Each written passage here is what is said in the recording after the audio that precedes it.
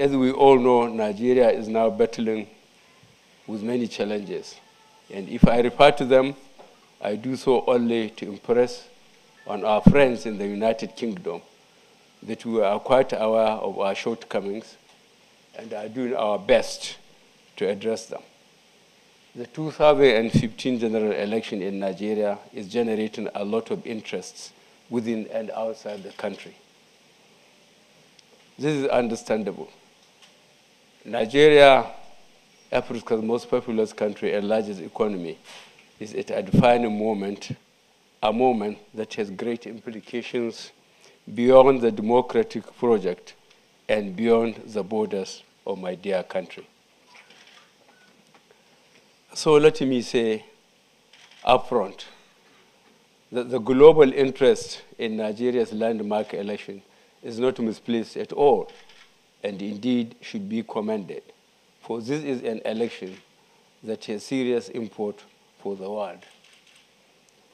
I urge the international community to continue to focus on Nigeria at this very critical moment. Given increasing global linkages, it is in our collective interest that the postponed elections should hold on the rescheduled dates, that they should be free and fair, that their outcomes should be respected by all parties, and that any form of extension under whatever guise is unconstitutional and will not be tolerated.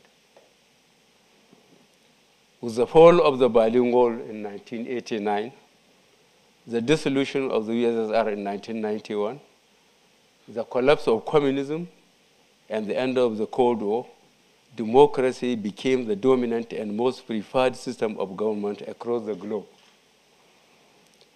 That global transition has been aptly captured as the triumph of democracy and the most preeminent political idea of our time. On a personal note, the phased end of the USSR was a turning point for me. It convinced me that change can be brought about without firing a single shot. As you all know, I had been a military head of state in Nigeria for 20 months. We intervened because we were unhappy with the state of affairs in our country. We wanted to arrest the drift, driven by patriotism, influenced by the prevalence and popularity of such drastic measures all over Africa and elsewhere. We fought our way to power. But the global triumph of democracy has shown that another and a preferable path to change is possible. It is an important lesson I have carried with me since, and a lesson that is not lost on the African continent. In the last 2 decades, democracy has grown strong roots in Africa. Elections, once so rare, are now so commonplace. As at the time I was a military head of state, between 1983 and 1985, only 4 African countries had regular multi-party elections. But the number of electoral democracies in Africa, according to Freedom House, jumped to 10 in 1992 to 1993, then to 18 in 1994, 1995, and to 24 in 2005 to 2006. According to the New York Times, 42 of the 48 countries in sub-Saharan Africa conducted multi-party elections between 1990 and 2002. The newspaper also reported that between 2000 and 2002, ruling parties in 4 African countries, Senegal, Mauritius, Ghana, and Mali, peacefully handed over power to victorious opposition parties. In addition, the proportion of African countries categorized as not free by Freedom House declined from 59% in 1983 to 35% in 2003. Without doubt, Africa has been part of the current global wave of democratization. But the growth of democracy on the continent has been uneven. According to Freedom House, the number of electoral democracies in Africa slipped from 24 in 2007, 2008 to 19. In 2011, 2002, while the percentage of countries categorized as not free, assuming for the sake of argument that we accept their definition of free, increased from 30% in 2003 to 41% in 2013. Also, there have been some reversals at different times in Burkina Faso, Central African Republic, Cote d'Ivoire, Guinea, Guinea-Bissau, Lesotho, Mali, Madagascar, Mauritania, and Togo. We can choose to look at the glass of democracy in Africa as either half full or half empty.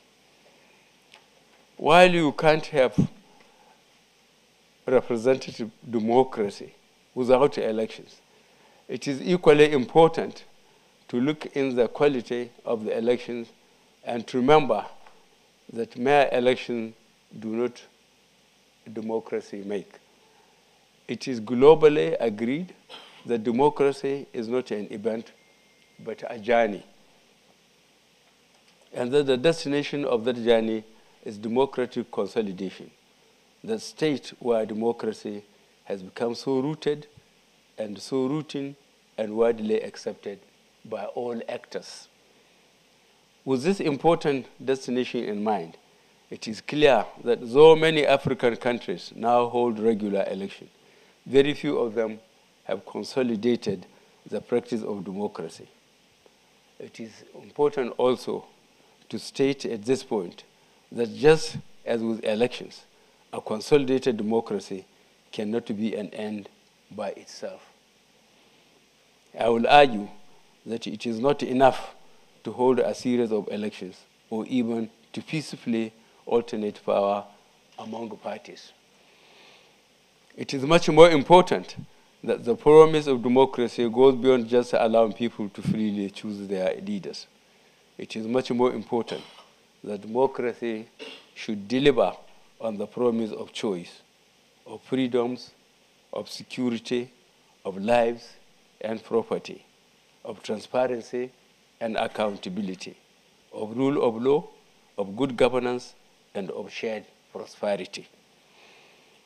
It is very important that the promise embedded in the concept of democracy, the promise of a better life for the generality of the people, is not delivered in the breach. Now, let me quickly turn to Nigeria. As you all know, Nigeria's Fourth Republic is in its 16th year, and this general election will be the 5th in a row. This is a major sign of progress for us, given that our first republic lasted 5 years and 3 months. The second republic ended after 4 years and 2 months. And the third republic was a stillbirth. However, longevity is not the only reason why everyone is so interested in this election.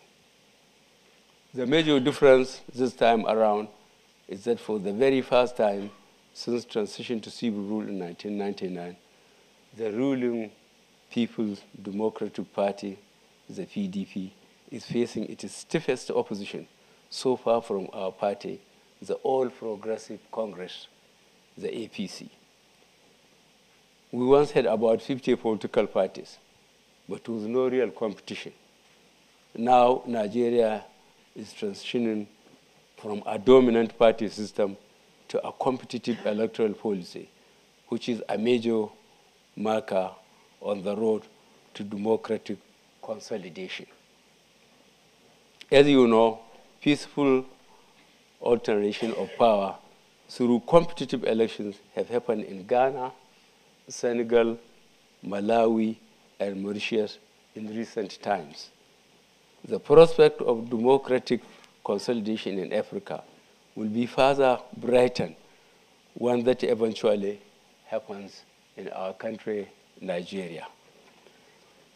But there are other reasons why Nigerians and the whole world are intensely focused on this year's elections, chief of which is that the elections are holding in the shadow of huge security, economic, and social uncertainties in Africa's most populous country and largest economy. On insecurity, there is a genuine cause for worry, both within and outside Nigeria. Apart from the civil war era, at no other time in our history has Nigeria been this insecure. Boko Haram has sadly put Nigeria on the terrorism map, killing more than 13,000 of our nationals, displacing millions internally and externally, and at a time holding on to portions of our territory the size of Belgium. What has been consistently lacking is the required leadership in our battle against insurgency. I, as a retired general and a former head of state, have always known about our soldiers. They are capable, they are well-trained, patriotic, brave, and always ready to do their duty in the service of our country.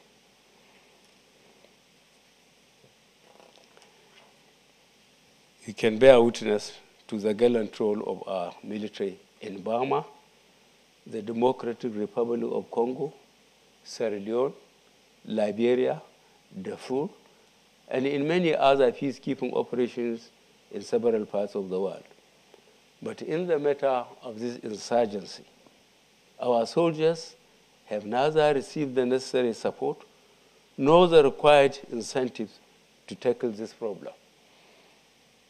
The government has also failed in any effort towards a multidimensional response to this problem, leading to a situation in which we have now become dependent on our neighbors to come to our rescue. Let me assure you that if I am elected president, the world will have no cause to worry about Nigeria as it has so recently. That Nigeria will return to its stabilizing role in West Africa, and that no inch of Nigerian territory will ever be lost to the enemy, because we will pay special attention to the welfare of our soldiers in and out of service. We will give them adequate and modern arms and ammunition to work with. We will improve intelligence gathering and border patrols to choke Boko Haram's financial and equipment channels.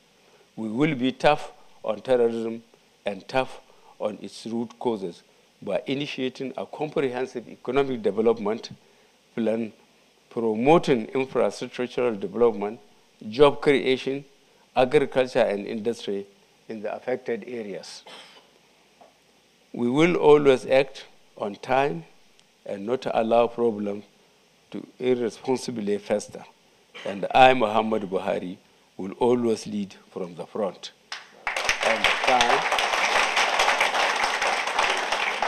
and return Nigeria to its leadership role in regional and international efforts to combat terrorism. On the economy, the fall in prices of oil has brought our economic and social stress into full relief. After the rebasing exercise in April 2014, Nigeria overtook South Africa as Africa's largest economy. Our GDP is now valued at United States $510 billion, and our economy rated 26th in the world. Also, on the bright side, inflation has been kept at single digit for a while, and our economy has grown at an average of 7% for about a decade. but it is more of paper growth, a growth that on account of mismanagement, profligacy, and corruption has not translated to human development or shared prosperity. A development economist once said, 3 questions should be asked about a country's development. 1, what is happening to poverty? 2, what is happening to unemployment? And 3, what is happening to inequality? The answers to these 3 questions in Nigeria show that the current administration has created 2 economies in one country, a fairy tale of 2 nations. One economy for a few who have so much in their tiny islands of prosperity, and the other economy for the many who have so little in their vast ocean of misery. Even by official figures, 33.1% of Nigerians live in extreme poverty. There's at least 60 million, almost the population of the United Kingdom.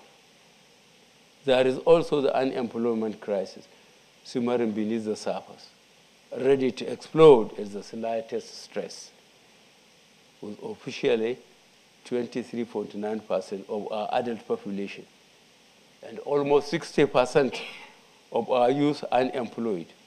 We also have one of the highest rates of inequalities in the world.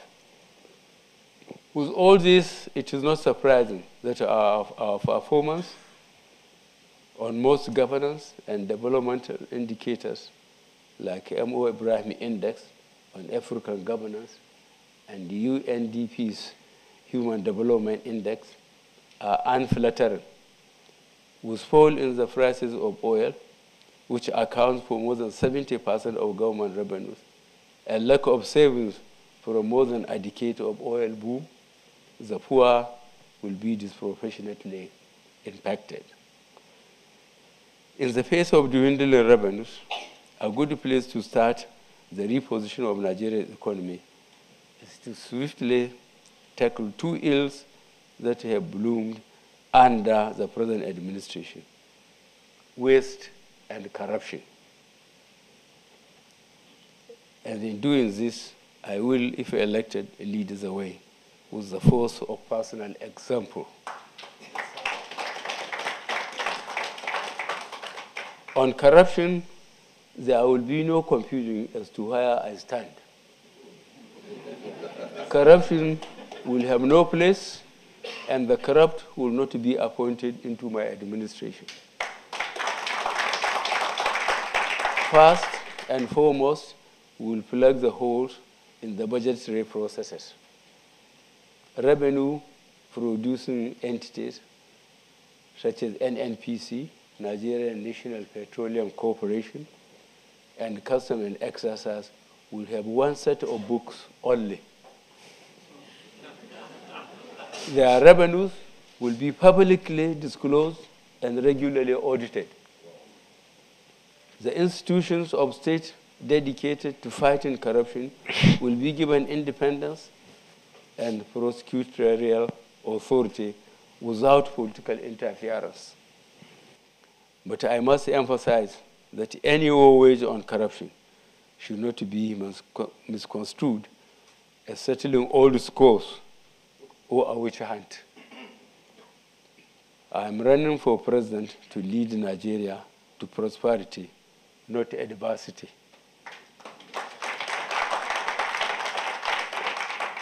In reforming the economy, we will use savings that arise from blocking these leakages and the proceeds recovered from corruption to fund our party's social investment programs in education, health, and safety nets such as preschool meals for children, emergency public works for unemployed youth, and pensions for the elderly.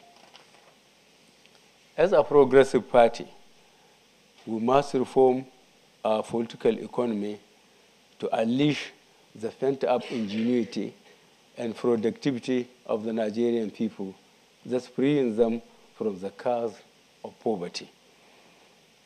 We will run a private sector-led economy, but to maintain an active role for government through strong regulatory oversight and deliberate interventions and incentives to diversify the base of our economy, strengthen productive sectors, improve the productive capacities of our people, and create jobs for our teeming youth. In short, we will run a functional economy driven by a world view that sees growth not as an end by itself, but as a tool to create a society that works for all, rich and poor alike. On March 28th, Nigeria has a decision to make: to vote for the continuity of failure or to elect progressive change. I believe the people will choose wisely. In sum, I think that given its strategic importance, Nigeria can trigger a wave of democratic consolidation in Africa. But as a starting point, we need to get this critical election right by ensuring that they go ahead and depriving those who want to scuttle it the benefit of draining our fledgling democracy. That way, we will all see democracy and democratic consolidation as tools of solving pressing problems in a sustainable way, not as end in themselves. Permit me to close this discussion on a personal note. I have heard and read references to me as a former dictator in many respected British newspapers, including the well-regarded Economist. Let me say, without sounding defensive, that dictatorship goes with military rule. Though some might be less dictatorial than others, I take responsibility for whatever happened under my watch.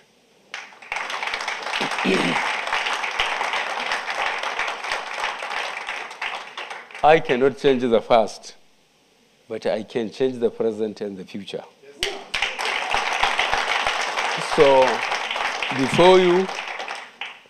Before you is a former military ruler and a converted Democrat who is ready to operate under democratic norms and is subjecting himself to the rigors of democratic election for the fourth time. You may ask, why is he doing this? This is a question I ask myself all the time, too. And here is my humble answer.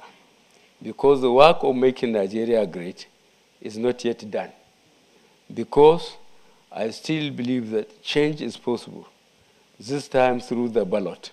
And most importantly, because I still have the capacity and the passion to dream and work for a Nigeria that will be respected again in the Committee of Nations and that all Nigerians will be proud of. Thank you very much.